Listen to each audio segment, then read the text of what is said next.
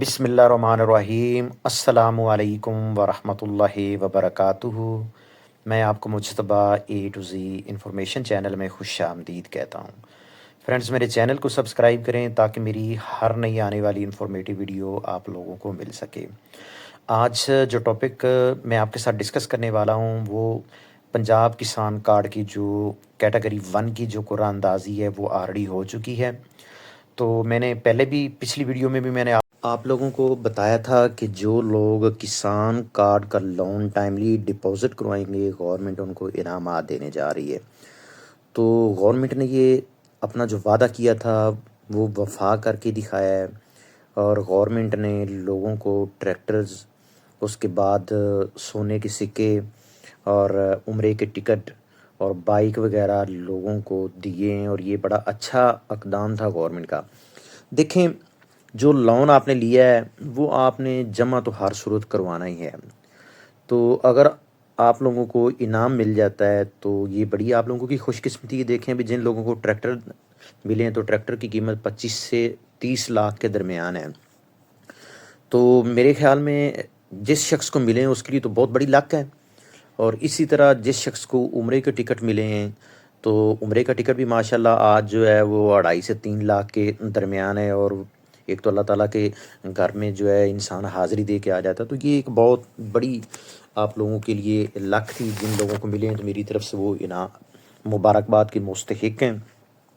ابھی جو آپ لوگوں کے ساتھ میں نے ڈسکس کرنا تھا، خوشخبری یہ ہے کہ جو گورنمنٹ کی طرف سے لون ڈپازٹ کروانے کی جو ڈیٹ تھی اس کے اندر توسیع کر دی گئی ہے، یعنی وہ 14 نومبر تک اس کی ڈیٹ جو ہے وہ بڑھا دی گئی ہے۔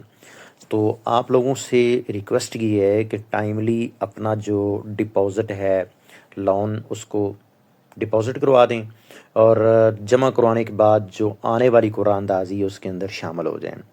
تو آپ لوگوں کو میں بتاتا چلوں کہ گورنمنٹ نے اس قرعہ اندازی کے اندر بھی یہ فیصلہ کیا ہے کہ اس کے اندر بھی گرین ٹریکٹرز کو شامل کیا جائے، سونے کے سکوں کو شامل کیا جائے، اور عمرے کے ٹکٹ بھی شامل کیے جائیں گے۔ اسی طرح بائک، موبائل فون وغیرہ کو شامل کیا جائے گا۔ تو یہ نہیں ہے کہ جن لوگوں کو مل گئے ہیں ابھی آنے والے جو قرعہ اندازی ہوگی اس کے اندر لوگوں کو نہیں ملیں گے۔ تو ہاں، ایک بات یہ ہے کہ جو لوگ آلریڈی اس قرعہ اندازی میں شامل ہو چکے ہیں وہ 2 لاکھ سم تھنگ بنتے ہیں، جو کہ آلریڈی پہلی قرعہ اندازی کے اندر شامل ہوئے تھے، ان کو اس قرعہ اندازی کے اندر شامل نہیں کیا جائے گا۔ کچھ میرے دوست ہیں جو کہ پہلی، دوسری، تیسری قرعہ اندازی بھی کروا چکے ہیں، تو شاید ان کے علم میں ہوگا کہ اتنی قرعہ اندازی ہو چکی ہیں، لیکن ہم نے تو ابھی تک ایک ہی قرعہ اندازی دیکھی ہے۔ تو خیر، آپ لوگ جو ہیں قرعہ اندازی کے اندر شامل ہونے کے لیے اپنا ٹائملی لون کو ڈپازٹ کروا دیں، اور انشاءاللہ آپ لوگ اس کے اندر شامل ہو کر آنے والی جو آپ کی قرعہ اندازی ہے اس کے اندر شامل ہو جائیں۔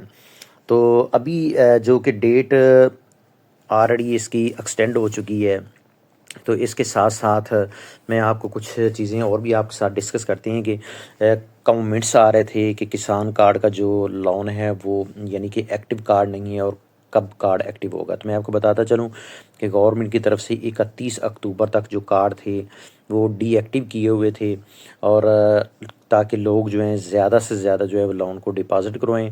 تو آج 1 نومبر ہے، انشاءاللہ آپ لوگوں کے کارڈ جو ہیں وہ ایکٹیو ہو جائیں گے، اور آپ لوگ اپنا لون نکلوا کے جو اپنی زمین کی بوائی ہے، جس طرح گندم کی بوائی ہے، وہ آپ لوگ کر سکتے ہیں۔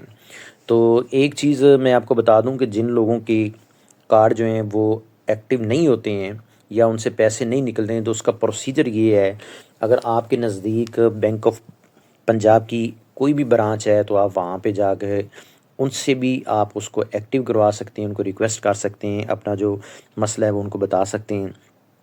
ادروائز اس کا بہترین آپشن یہ ہے کہ جو نمبر آپ نے رجسٹر کروایا ہوا ہے پنجاب بینک کے اندر، اور ایز اے کسان کارڈ کے لیے جو نمبر آپ نے رجسٹر کروایا ہوا ہے اس نمبر سے آپ بینک آف پنجاب کی ہیلپ لائن کے اوپر کال کریں، ان کو اپنا CNIC نمبر اور تمام جو وہ ڈیٹیلز آپ سے پوچھتے ہیں ان کو دیں۔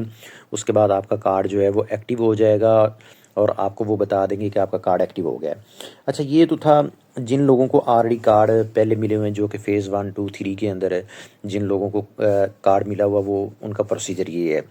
جو دوست جن کو یہ پچھلی ویڈیو کے اندر کامنٹس آئے ہوئے تھے کہ مجھے نیا کارڈ ملا ہے تو اس کے لیے مجھے کیا پروسیجر کرنا پڑے گا.